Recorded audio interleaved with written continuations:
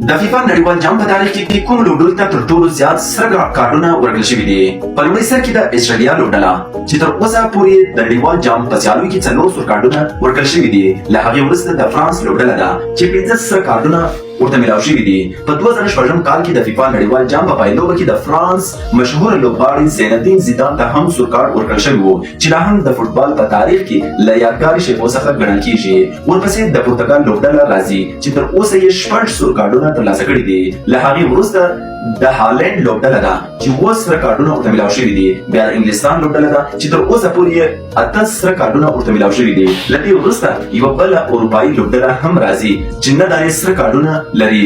او بیا د برازیل لوبډله ده چې د نړیوال جام په تاریخ کې 10 څخه زیات سره کارتونه ترلاسه کړي دي. خو بیا لومړی مقام هم هغه لوبډله ده چې د فیفا نړیوال جام په ټولو تاریخ کې تر ټولو زیات سره کارتونه لري او هغه د برازیل ملي لوبډله ده چې 11 سره کارتونه ریکارډ هم د خپل هیواد سره ساتلي دي.